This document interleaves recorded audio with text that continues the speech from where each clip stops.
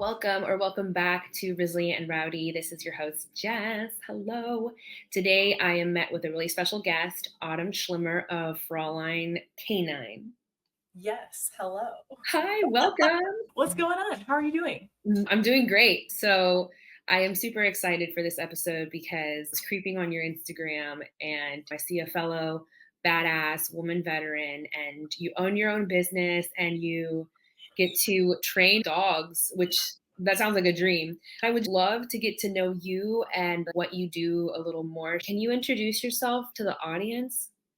Yeah, of course. So I got started with training dogs when I was in the military. I joined the Navy as an MA, and then they were taking volunteers when I was in MA school for canine. So I raised my hand, I happened to get it, and I fell in love with it and just knew that I wasn't fit to do anything else. And so when I got out, I did about 11 years of contracting work. So I did mostly explosive detection, some dual purpose.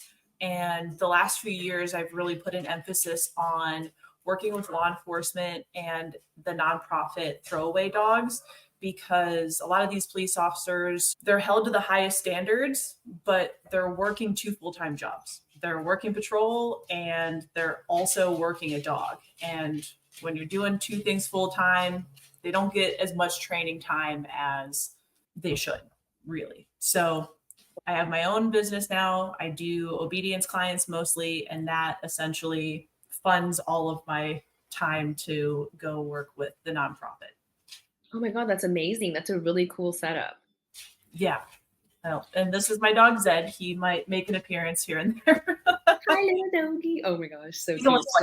But that's a little comment by me. I think every dog is a little doggy. It could be like a Malinois, German Shepherd, a giant black lab. I'm going to call it a little doggy. So when you joined the Navy, did you just have an open mind with where it would take you and what they would want you to do, like the military's needs type of thing?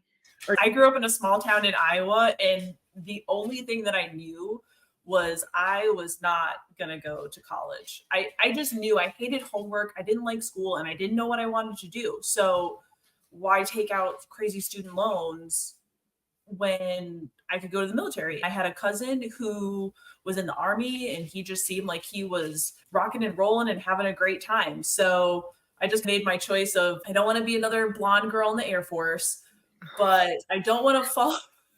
No shade. Was all. No shade at all. I just think it's funny you said that. Yeah, that was it. That was what I based my whole thing. I don't want to be another blonde girl in the Air Force. I don't want to follow directly in my brother's footsteps and go Army. The Marines just seemed a little too hardcore. So I was like, okay, cool, Navy. I like the digi blues. We'll go with that. I think I'll look cute. Okay, all right. Thank you for walking us through that process. I always love hearing like why people chose what they chose and all that. But so you said you walked into it like, all right, here I am. And I totally believe my recruiter. He was just like, oh, you tested for MA. I was like, wow, that's great. All my aptitude tests said I'd be like forensics or police officer or something like that. So I just took the first thing that they gave me, which was MA. Wow, that's really cool. And did you get to go anywhere cool? Were you on a boat? No. And if you're canine, you're not typically on a boat unless you're doing a health and welfare check, especially with the dog. Oh, okay. So I was happy about that. So walk me through when you first started working with dogs or learning about the dogs and like your job field. Did you like a crawl, walk, run type of thing? With the dog world, you really just get thrown into it, sink or swim, especially at Lackland. The dogs are so large and big and they already know the deal, right? Like you're the student coming in, that dog has probably been through more than a handful of students. So they know the deal, they know the game, they know the tricks. You're the one there learning timing and everything else. That's really cool. Does that also help them with like exposure to different handlers? Like I know sometimes consistency and stability can be really good, but sometimes that adaptability can be really important as well. So when I went through, the way that it was told to me was the dogs that are there for training are the ones that are not able to deploy. So those are the dogs that maybe they had a minor injury or something like heat stroke. When you get that, it's a reoccurring issue that can happen that will take you out of the field. Or they're retiring, but maybe they don't have anywhere to go, or they're really good dogs for teaching. So that's why they're there. Oh, okay. That's really cool. What would you say was your favorite part about learning that role and also being able to take that outside of the military and do more with that? I think my overall favorite part about it was just how unexpected it was. Like I didn't know that it was something that I could do, and I did it, and it was so much fun. Like when you just unexpectedly fall into a passion, it's a feeling that's really hard to replicate. Oh yeah, absolutely. That's also just I think part of the journey is like you threw yourself out there in the military, you were willing to be open-minded and it just fell in your lap and you found out you were a rock star at it. So it's fulfilling in so many ways, like personally and professionally. I Yeah. feel okay, that's awesome. And so you've been pretty good about staying on top of like your education and refreshing yourself with more training and courses and stuff. So as somebody with that background and a business owner, do you feel like that's really crucial to your like line of work is staying on top of new abilities to train or like new tricks and stuff like that or different methods? Oh yeah, it's absolutely crucial. Even just from like how you're trained at Lackland as a handler, as soon as you graduate, you're taught something else, and then you're taught something else, and then you're taught something else. And then you get a new dog, and that dog teaches you things that the other dog didn't. And then on top of that, when you get into the civilian pet world, you're doing something completely different than explosive detection. So you have to have a new set of skills. And there's many ways to train a dog. And if you only have one way and one tool, it's going to be really difficult for you to train some dogs because they just might not respond to it. So going to seminars and going to classes and finding other trainers that you can train with and learn from is absolutely crucial, or else you're going to fail, or it's just going to take you a lot longer. So how long were you in the Navy for? I did a year. So I got out early.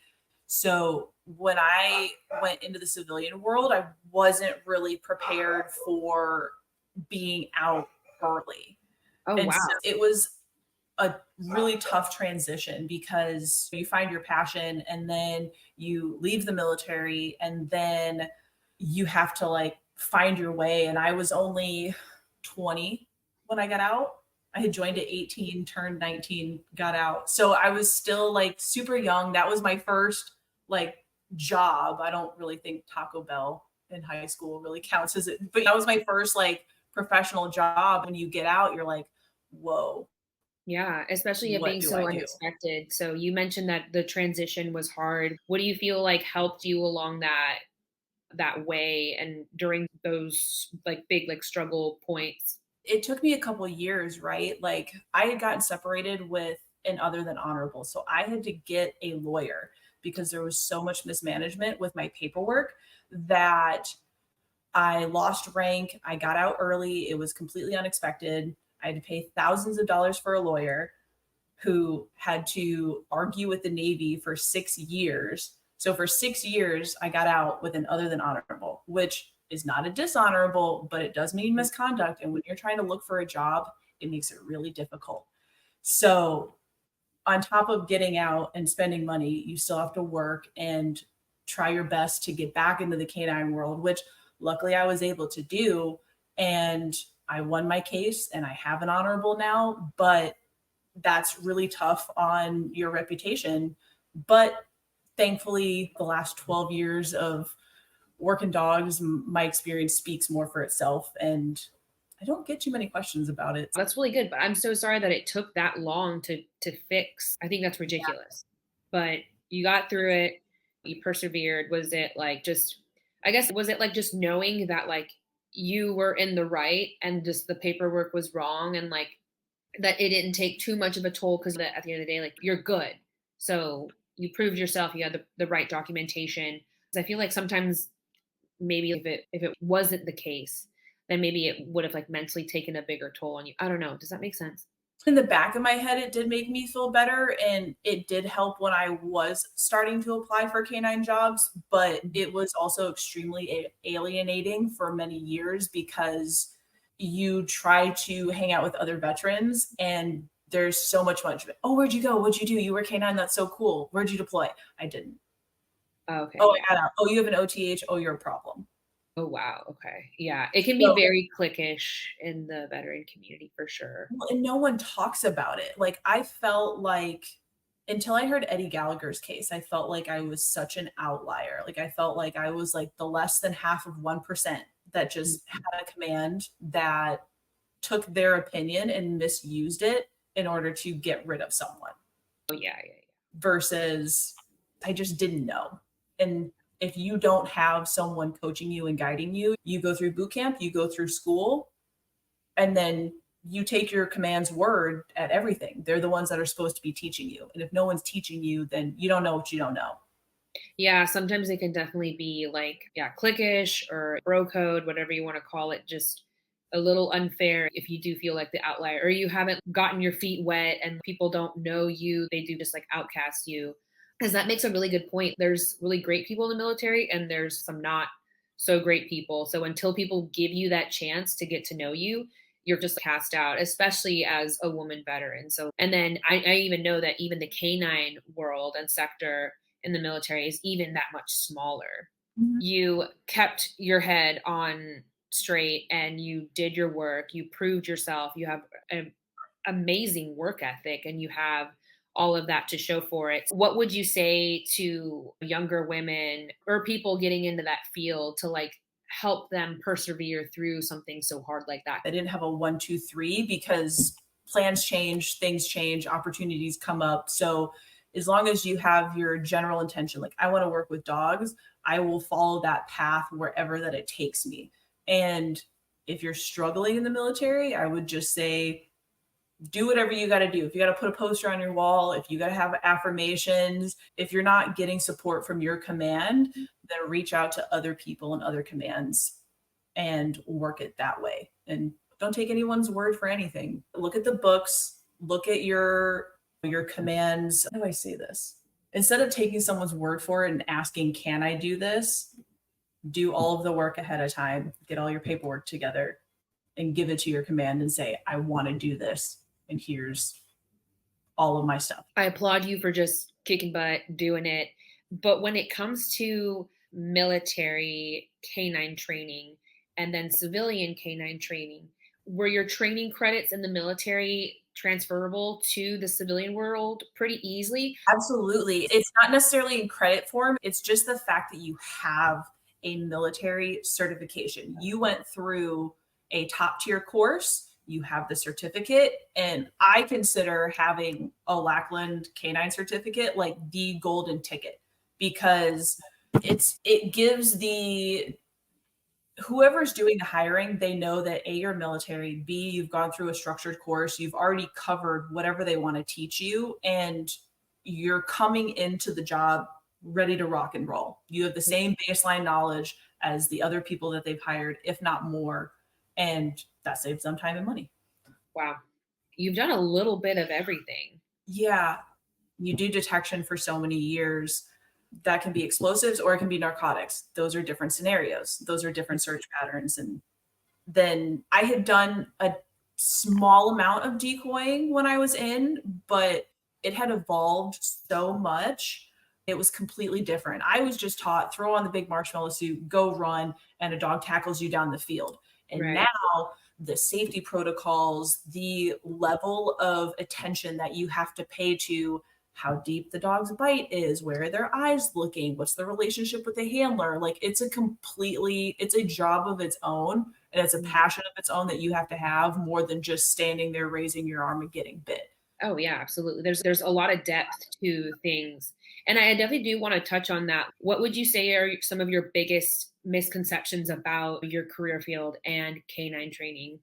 A misconception. I think the one question that I get asked the most is do I work with little dogs? People hear military dog trainer and they automatically just correlated it with being like heavy handed or really aggressive. Okay. if that makes sense. They just think military, big handler, strong person, yank it on the leash. I think it still has that persona versus, no, I would consider myself a very balanced trainer and I will use the least amount of force possible that I have to, because there's just no need to use any more than that.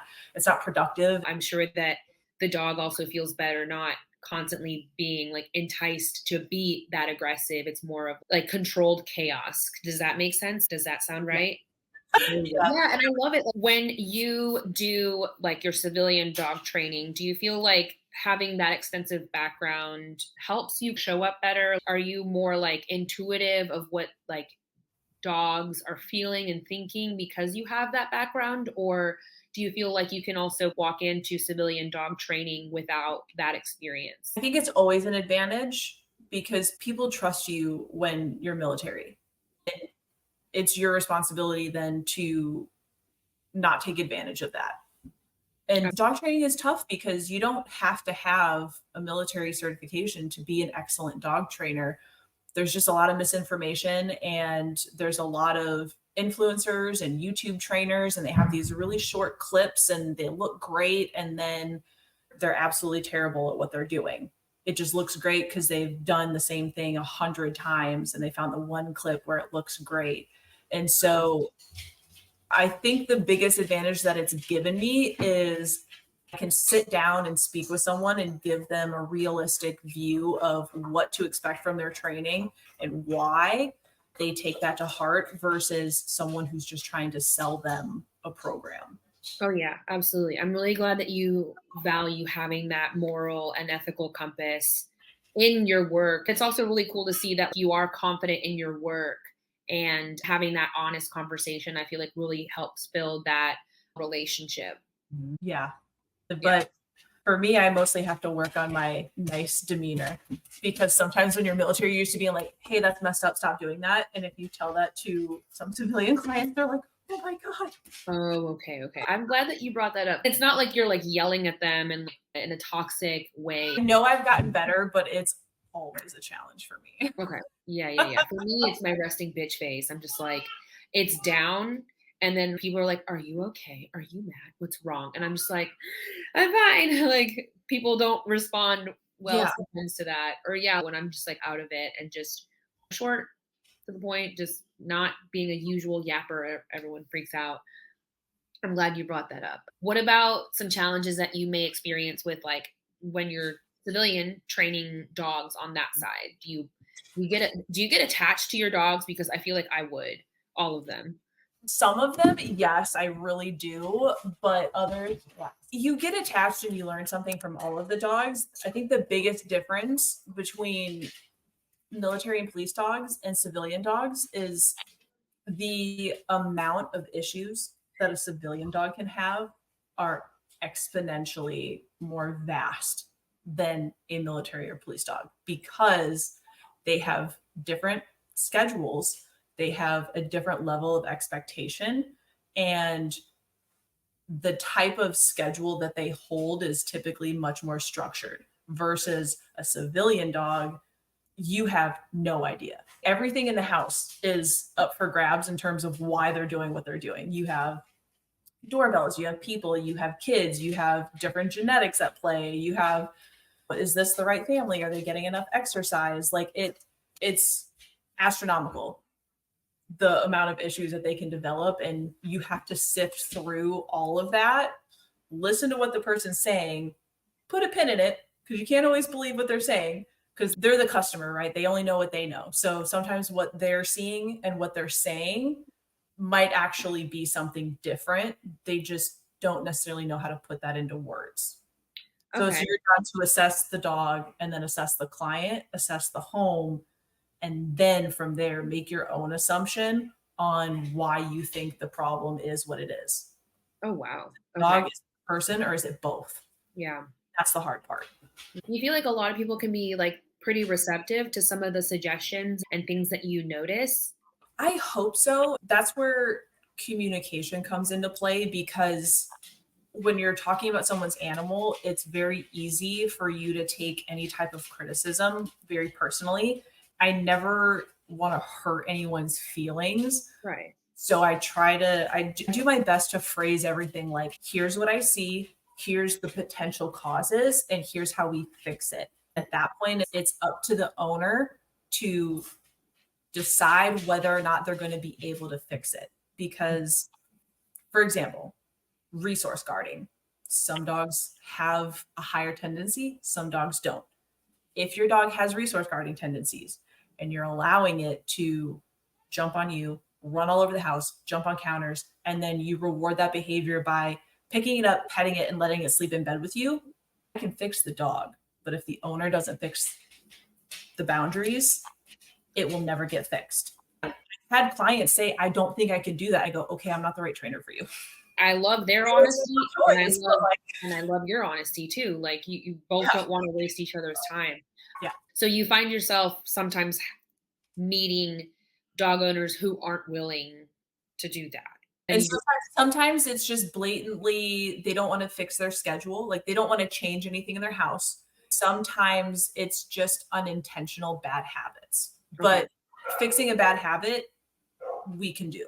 Dogs and people both have bad habits, and it takes time to fix those. So I just tell people, be patient with yourself, just like you're being patient with your dog. Yeah, changes unfortunately don't always happen overnight or as soon as you'd like. Have you trained a lot of rescue dogs then? Or are they a lot of puppies? I have had everything under the sun. Oh, really? Okay. Yeah. What, even like senior dogs? Senior dogs? Yes. I have, which is so funny because they're few and far between, but the whole phrase, like, you can't teach an old dog new tricks is not true. And at all. It might take a little bit longer to break that habit, because instead of 6 months, a year, 2 years of that ingrained behavior, you have 7 years of that ingrained behavior. You have muscle memory, you have habits, but it just depends on the dog.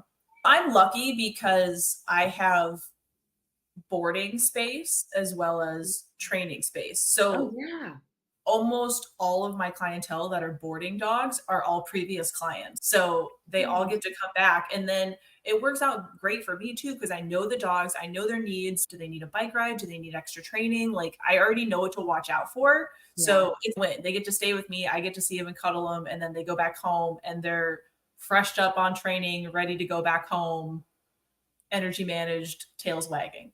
Yeah. Oh my God, that's amazing. You found your calling, you were able to do it on the civilian side. And that's when you knew you wanted to have your own business, or did you train under somebody? Did you work for other people at first, or did you just transition immediately to building your own business? No. So when I did my 11 years of contracting, I worked for multiple different companies doing the same job. So it was all explosive detection. A couple of the dogs were dual purpose, meaning that they were both attack or bite work dogs along with detection. And then after a while, I just felt like I had plateaued. You search enough vehicles, you search enough buildings, the job is still the same. So I just started looking for other avenues. I just got tired of traveling. And anytime you work for a different contract company, your pay fluctuates, and it could be taxing after years. So I worked for an obedience company for a short period of time and really liked the obedience side of it, because although it can be monotonous, it's very simple. You're teaching the same things. I started my own company though, because when you work for someone else, you're working with their methodologies, and sometimes you're really limited, right? Like, their company, they have their standards and you can't deviate from those standards because that's not the product that they're selling. They are selling this one tool used this one way. And that's great for some dogs, but if one is struggling, I don't have the freedom to use other methods. So that's why I was like, why am I working for someone else? I'll just start my own company and do my own thing and luckily it worked out. It is a little disappointing to see that sometimes I understand it. That's your vision, your line of work. You want to do it the way that you want to do, but sometimes, and let me know if this is not applicable to y'all, but you have to be able to have some wiggle room, especially if, like you said, like one of the dogs might be struggling or might need like a different method to that. I always just appreciate a little wiggle room because you don't know how your methods can improve and evolve with that wiggle room. Yes. That's all in the past. You were like, you know what? We all doing our own thing. And then you started Frauline K9. What made you choose that name? What does that mean? Right. Yeah, girl, you're good. My nephew is screaming in the background. That's why I keep hitting the mute button. I'm so sorry. No, you're fine. Yeah. Yeah. So Not you sure started. first any of your. Oh no, we're Gucci. We're Gucci here. Yeah, and I don't mind it. But yeah, you're good. So you Last question. decided to start your own business, and you named it Frauline K9. What does that word mean? Fraulein just means miss in German. Oh, okay. Schlimmer. I just figured Miss K9, Fraulein K9. It Ooh, it that's so made cute. sense, and I just didn't want to have another happy paws, wagging tail, like. Okay, I was gonna go for like the typical like tactical name. So Yeah, it's tough. I'm like, I just want to be neutral, so Miss Canine is pretty neutral. But yeah, that's awesome. most people can't pronounce Fraulein, but I'm still getting found on Google, so I think it's okay. Okay, there you go. There you go. All right. Okay, cool. So like how have your endeavors been as running your own business, being a businesswoman, and all of the expansions that you've done with that line? Yeah, there's always something to improve upon. There's always a little bit more that I would like to do. Because I'm still a small business, marketing is the hardest thing, and it's what bigger companies spend the most money on. Mm. But to be successful through word of mouth is really like a blessing. And think I forgot your question. I got lost. Oh no, you're good. Like how has the journey been of like running your own business and having that line of work been like things that you've learned just like separate as businesswoman or as a dog trainer? Like how has this chapter like really helped kind of shape who you are, what your business is, and how it's evolved? Oh yeah, no, it's been awesome. Like other than the paperwork and making sure that your finances are in order, like you might have to micromanage them a little bit more than a normal person because you want to account for maybe a slow month or a slow season or like a pandemic or something like that. But other than that, you get to make your own schedule. I can work as much as I want or as little as I want. And it's really allowed me the freedom to work with the nonprofit. And that's where I've gotten to be able to do all of my decor certifications. That's where I get to do all of my seminars. I get to learn case law. I get to work with police departments and military teams. Although it might not directly help me with my obedience clients, it's still dogs and dog behavior and a part of my passion. So if it makes me a lot of money, cool. If it makes me no money, also cool. I don't care because it's fun. Yeah, it's I can tell that it's really like in your heart to just be in that field. So you don't hear that too often. I know a lot of people like they worry about their numbers, they worry about finances and stuff, but it is really refreshing to see just you being personally passionate in it and really just wanting to make a difference. I'm sure that like you mentioned, you've seen a lot of like misconceptions and like rumors or just like false information with that field. And so when you know that you're doing good work and word of mouth can really help you with that, like, hey, I booked Autumn for dog training and she was fantastic. And Lil Hank is doing great. So you're in the general Virginia Beach area, right? Yep. Okay. And so I'm sure you get like a variety of different clients. Yeah. Okay, that's fun. What do you see some more than others, like more certain breeds or like a certain type of client, new family, new pet type of dynamics? Or tell me a little bit about what. So the Virginia Beach area is very interesting because it's very military populated, but it's also very transient. So you get a healthy mix of everything. There's also a lot of retirees. So I see all sorts of dogs.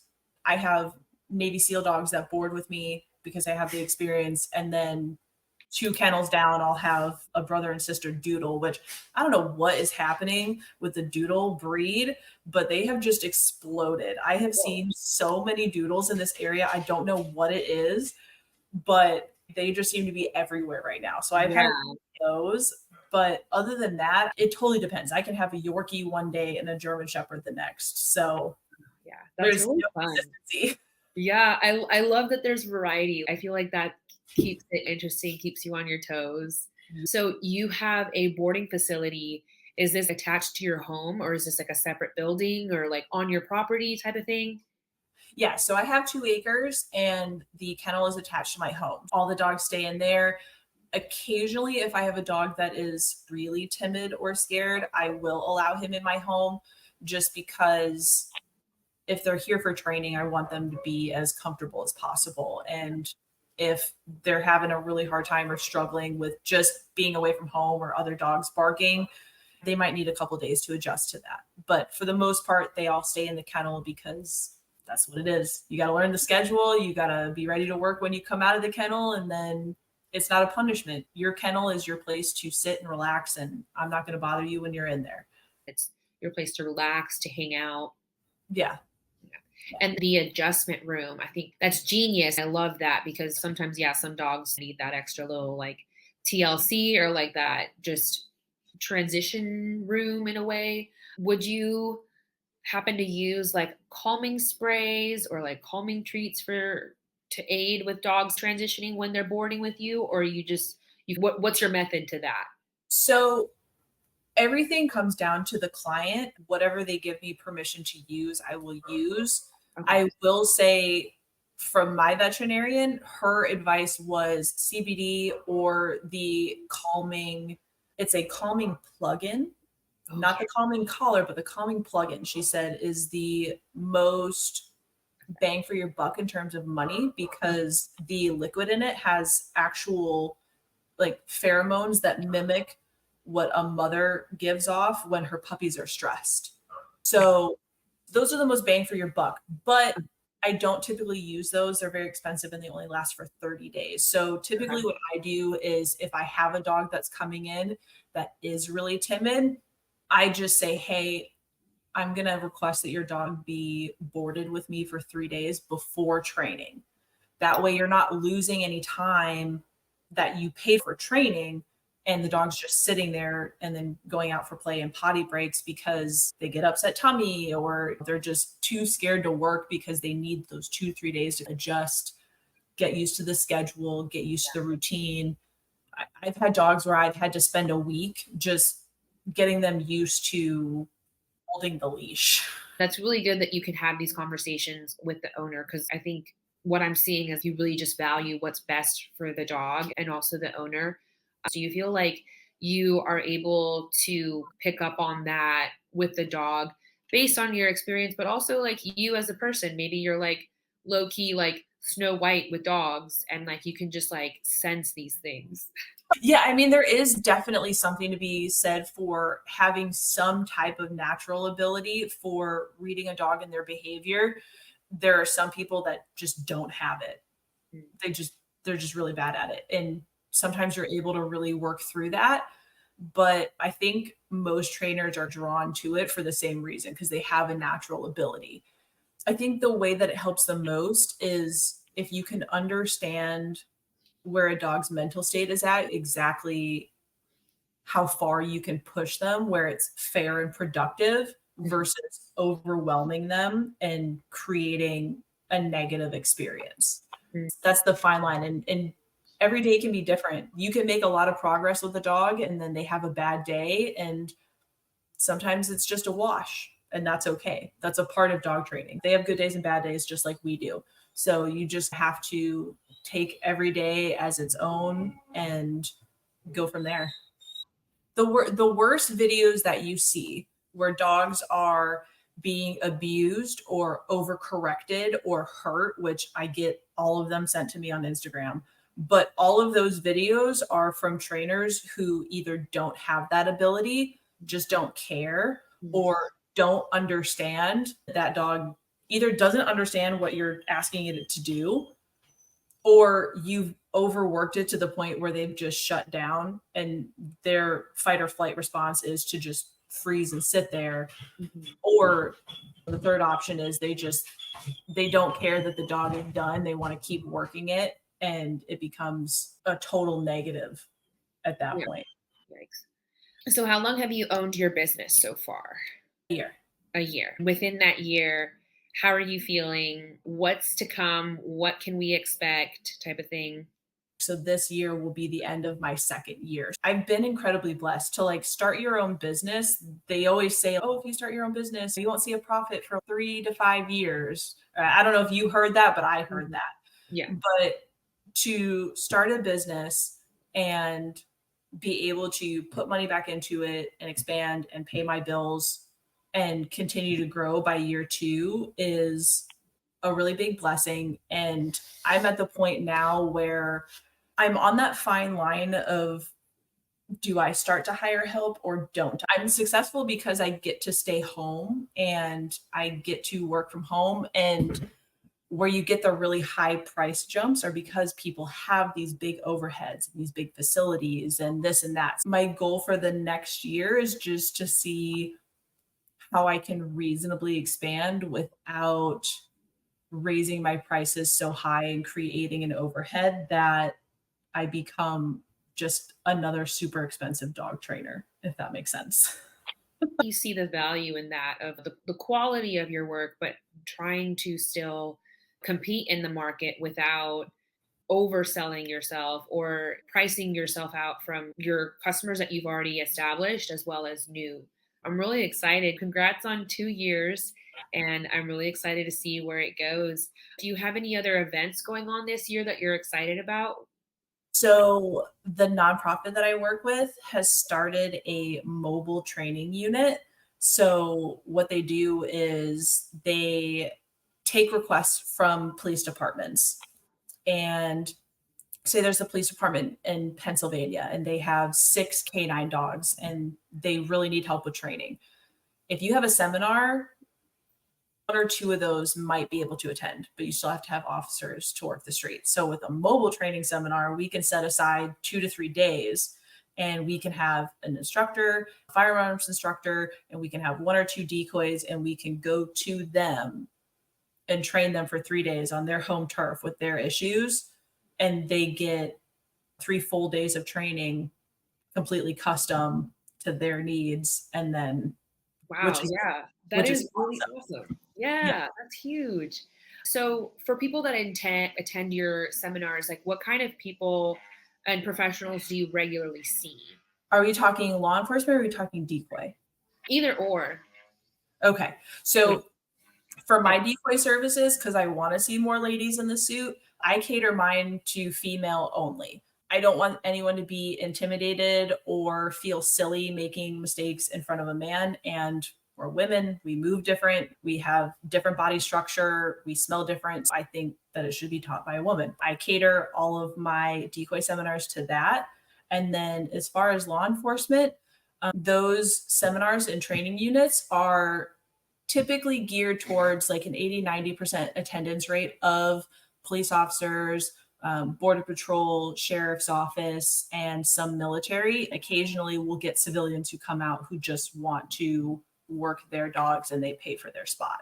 Our main event in Maryland, that's like our flagship event, we had 80 teams that were law enforcement, and it's not open to the public because you're dealing with police dogs, but they do allow a couple people every year to come out that are like photographers, and they pay for a spot to be there, and all of that money goes directly to the nonprofit. So that's technically what they would call an audit spot, where you're just standing and observing. So I don't know how interesting that would be to a civilian, because sometimes it comes down to the minutest of training details, or the scenario is based on case law for that department, for that state. So like shoot or no shoot scenarios with your dog on a bite. I don't know if that would be relatable to the general public, if that makes sense. Oh, for sure. I am just nosy and I love to learn. So I was just curious if I could ever attend one of the classes or seminars that you host. You definitely come to a decoy seminar though. Yeah, Throw so you in the suit, you can take some bites. I can do that. That would be fun. It's like, hey, Sparky. You don't want to catch Sparky. The ones with the nice names you don't want to catch. Exactly. And I love that so much. It's super fun, whether it's like the shelters that give animals hilarious names or training dogs and stuff. So, speaking of that, what is the funniest name that you've seen? So I caught a dog recently that was trained by another awesome local trainer, Jess Fruman. His dog's name is Snuggles. And I have a scar on my boobie because he went through my suit and punctured me because his name is Snuggles. So, of course, he's a total badass. Oh my gosh. But it's always Snuggles, Blanket, Buddy. It's always the ones with the nice names that are the most ferocious. You find a Beowulf in a kennel, I guarantee he's not hurting a fly. He's just cute and innocent. He's probably like one of those derpy dogs. Just what? Yeah. They take turns sharing their brain cell, but then yeah, like the hard ones are over it. Oh my god, that's so funny. Okay, so your business and boarding and training is based in Virginia Beach, and you've been operating for 2 years now. You're thinking about expanding, and you're teaching and you're guiding and stuff. Is there anything that you'd like to just share with the audience that like you've come across and learned? Yeah, I would say if you're thinking about getting into dog training, definitely shadow someone. Give yourself at least a month or two, because I think the biggest thing that I saw in my profession was people view canine as fun and elite and tactical and cool. But what they don't realize is it is a lifestyle. Like it's dog before self. If you have plans on Friday night and you have training to get done, you might not have plans on Friday night. You might not be able to go on trips. You might not be able to go on vacations. You might have to schedule your life around the dogs that you have because they're in your care 24/7. That can be a really taxing adjustment to not only have yourself adjust to you, but your whole family as well, especially if you have a dog that requires a little bit more of a rigid structure regimen, harsher tone of voice. No, that's so true. And it's like that quote that people say for most people, yeah, you have a dog, but you're all your dog has. You have to be able to pour into your dog and fit them into your schedule, their needs and stuff. I feel like I very commonly see people like, "Oh, they're just a dog, like they'll be fine." And they're like, I wouldn't say neglecting them, but they're not prioritizing like their well-being and stuff. So I want to ask you one more thing, and I would love to know what your favorite memory has been so far with canine training. No, sorry, putting you on the spot. The first thing that comes to my mind is, it's probably going to sound weird, but I'm going to go, instead of favorite, I'm going to go with impressionable. Ooh, okay. And it was maybe my second week in canine training at Lackland. And when you're there, the first few days of training are really a sink or swim. And I was one of two females in my class, and the class above me and the class below me. There was no other females, and the other female had washed out. So it was just me. And No pressure. so I had a couple of the basics under my belt, and we go in and your dogs change very routinely. And they give me on like a random Wednesday, 100-pound, all black shepherd named Blecky, who was known for not wanting to give up his toy. So anytime you ran a problem, you're prepping for a fight. I remember searching a building, and I had gotten him to out the Kong. I had him sit down, and as I go to reach for it, he just turns his head, bites my thigh, lets go, and grabs his Kong. And the instructor stepped in and grabbed the leash and gave him a correction, just, hey, go to the bathroom. Up until that point, they always said it's not if, it's when you're going to get bit. Just having that in your head is really a mind trip. A lot of people will dip, they'll quit. They just can't handle it. I remember being so relieved that it didn't hurt that bad. It didn't even puncture the skin, but I felt this weird wave of relief of, okay, I got bit. it wasn't a big deal. It's over. And I felt like I was able to really move forward with training because I like had gotten it out of the way. Then I felt like because I came back and they're like, hey, you good? Yep, I checked. Good. No blood. Let's go back to work. And I felt like on that day I earned the respect of my instructors. Then the next day I got the sweetest little lab, Paloma, and worked a couple other dogs the rest of the training school. So it was very like, hey, you tested me, but it had to be done. And I just have been proud of that ever since. Yeah, dude, that is something to be really proud of. That's pretty badass and very resilient of you. Okay, so I'm done yapping away. Is there anything else? If you really want to learn more about police dogs or police canine training, I would say you can always follow my Instagram. I'm trying to do better at posting more videos and breakdowns, and they can also follow Canine Law and Order, which is the nonprofit event that hosts seminars for police officers totally free of charge. So they cover all the training, all the lodging, all the food, and it allows them to come out and get very exceptional training that they wouldn't normally have access to.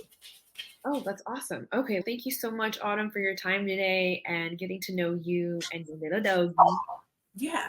Come here. Hi. Oh, look at you. Oh my God, you're so handsome. Okay, so everybody, thank you for tuning in. Thank you for listening. Be sure to check her out, and I will link everything below. Thank you again, Autumn, so much.